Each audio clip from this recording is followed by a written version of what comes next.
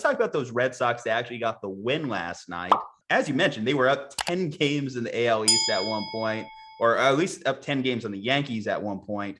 They were cruising, and then obviously the Rays passed them. They hit a little bit of a cold streak themselves. Their lineup still was maintaining. They were still a top 4 offense in most major baseball categories.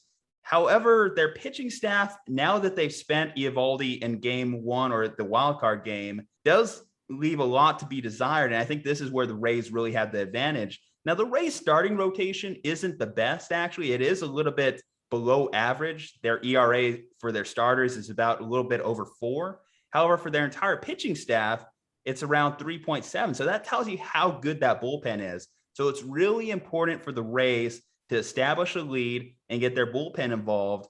And against these Red Sox, they have obviously their big core middle with Bogaerts, Verdugo, Schwarber, those guys that can put up runs. I'm curious to see how the Rays counteract that offensively, because last year in the postseason on the way to the World Series, it was really all Randy Arozarena. Can they get production from guys like Wander Franco, Brandon Lowe, Nelson Cruz, who was their big midseason acquisition? Nelson Cruz had 13 home runs for them down the stretch run. At the moment, if I have to put a game prediction on it, I am going to say Rays in 4.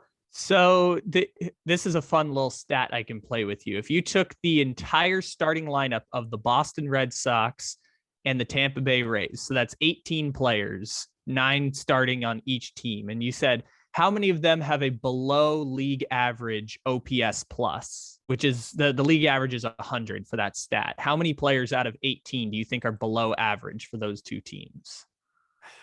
I'm assuming you're mentioning this because it's a relatively high number. So I'm going to say somewhere around 12 players below average.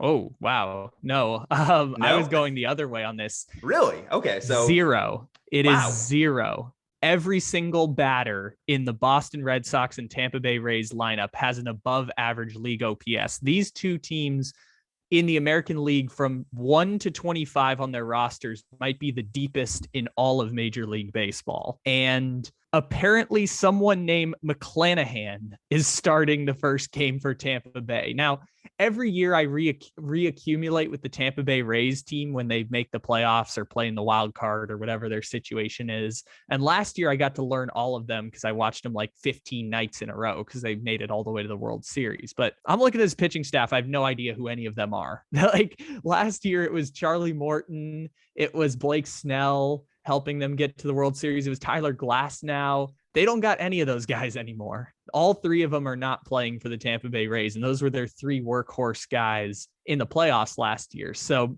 the Rays apparently have good starting pitchers. I'm not going to pretend like I know who their starting pitchers are at this point. I know Boston's going to start Chris Sale in the first game. And after that, like you said, it's a bit of a question mark about who's going to pitch in game 2. They haven't named the starter for game 2 at the time of recording. So if people know who it is, you can look it up, but they don't know who's going to start game 2 for them. If I were to throw out a prediction, I would go Rays in 5 in this series, but Rays in 4 makes sense too, just because I don't think Tampa is going to lose, but also baseball's a weird sport. Weird stuff happens all the time. Boston's got a deep lineup just like Tampa Bay. And I think the difference from last year is you're right. Like it was a lot of Rosarena, of course, but also Mike Zunino had like 5 home runs in the playoffs last year. And other than that, I think it was Manuel Margot. And after that, there wasn't really much else for Tampa. This year, I think they had like 5 or 6 players hit over 30 homers. Wander Franco had I think like a 27 game hit streak to start his career, or 27 on base streak.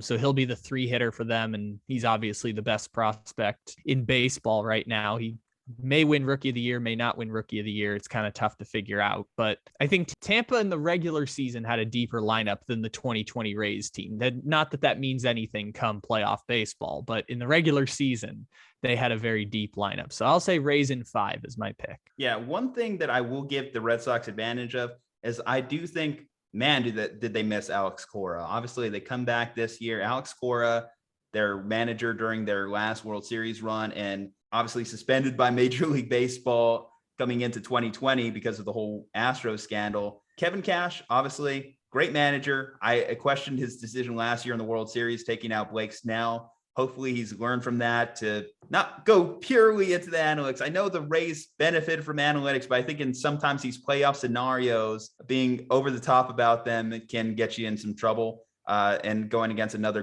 good manager over there in Cora, I think is going to be one of those interesting little dynamics and battles.